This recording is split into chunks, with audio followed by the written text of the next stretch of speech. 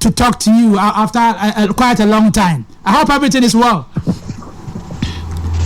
All is well. Congratulations on your recent success, Kumasi, Asante Kotoko, and people listening from Kumasi this afternoon. All is well. Wonderful. The last time we talked to you, you were talking about the exploits of Infege and Mbella that has given Kotoko some kind of support in Cameroon. How did they receive the news after Kotoko won the league title? The Cameroonians who have decided to support Kotoko because of Infege and Mbella. Well, it was heartwarming that two gentlemen who left the shores of this country less than a year ago could conquer in foreign territory. I mean, not just being passenger for Kumasi Asante Kotoko, but being pivotal in the drive to winning another league title for the Kotoko for the Kumasi Giants. I think it's their performance, given that there were players who have loved in Cameroon before their departure and they are still loved today. Their performance only helped to win more fans for Kotoko back in Cameroon. It must be said that Kotoko is not an unpopular club here. There's some connection between Kotoko and Cameroon. Remember in 2019, Kotoko came here to play against Cotton Sport of Garoua in a game that had high stakes, and the results went for Kotoko. When a club comes to Cameroon and wins, or a national team comes to Cameroon and wins, the team becomes very popular in that environment. So Kotoko won in Cameroon against Cotton Sport, makes it a well-known club here. All Cameroonians were quite satisfied that lovable guys like Fege and Dela went to Ghana and conquered for Kotoko. And Mbella lost the goal king race to Yawano by just a goal, and a lot of people were surprised when Coach Rigo Besson decided to omit him from the Indomitable Lions squad. I don't know whether you know some reasons why Mbella was omitted. I can tell you categorically, Akapo, who is a very good friend, spent a lot of good time together in 2018. Cape Coast, Kumasi, and Accra and other major cities during the Women AFCON. I told him categorically that his invitation to the national team, Bella's invitation to the national team, was found on social media just hours before the publication of the squad by the Cameroon Football Federation. I told Akwaku categorically that it's going to have a toll on the guy's chances of being retained, because I know how the federation operates. I know how Rigobert Song operates. When you're called up to the national team and an invitation is sent to the sporting director of your club and or to the player directly, depending on the protocols of the club.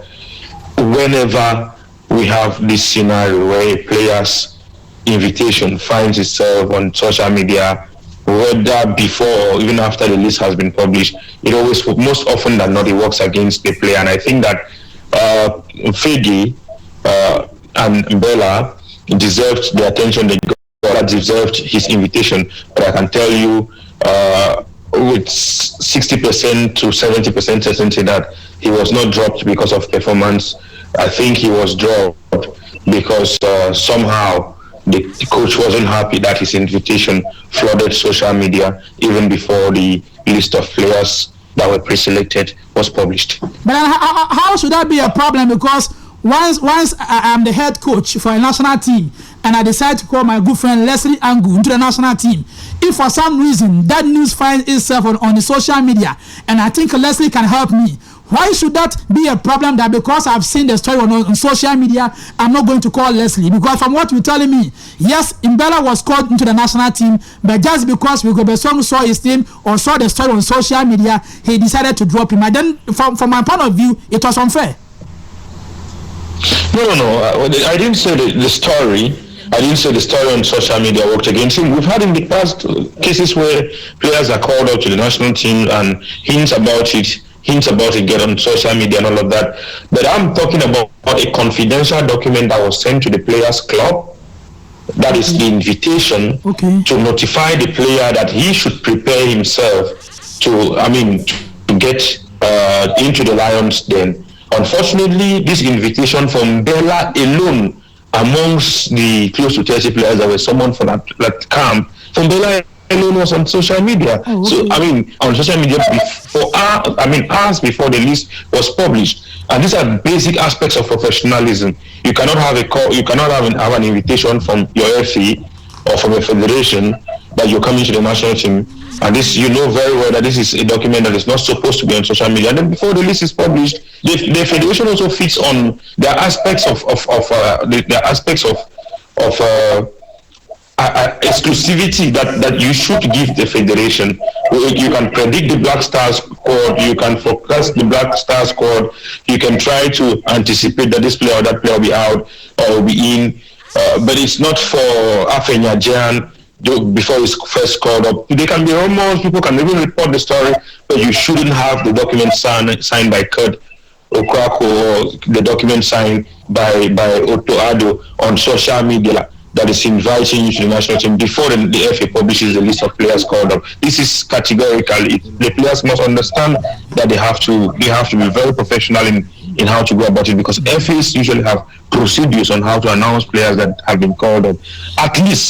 At least give them that privilege. There could be speculation. Some people can even write confirmed stories, but do not put out the confidential document that brings you to the national team. I don't think you can remember a Black Stars player called up that flooded. I mean, the document flooded social media before the official publication from GFA. Lastly, I got to a point, and this borders on professionalism, just as you said.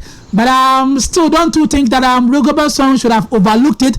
At least it was his first time giving him an invitation. You can call him and warn him that I've seen this. It's your first time. I'm forgiving you. Go and sin no more. Rather than decide to shut the door at him. I get a point. Yes, professionally it is wrong. But if Song still feels Mbella could have given him some bite up front in the Cameroon national team, I think he should have overlooked it all.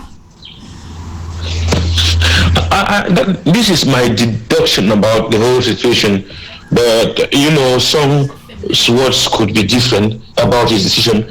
I think this is what went wrong. But however, Song, he's been all his life, he's always been an extreme man. You know him very well from his days as a professional footballer.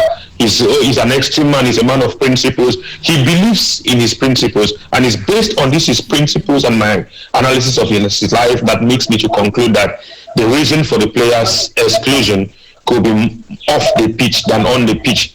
So I think he's a principle-centered man. He has sent a message, I'm sure, by not retaining the player in the previous list. I think if this boy Mbella keeps performing very well and doing the right things on and off the pitch, it's only a matter of time before he gets into the Lions' den. Ash 101.1 FM. We are talking to a colleague and a brother, Lesley Angu, who is the editor for Kick magazine.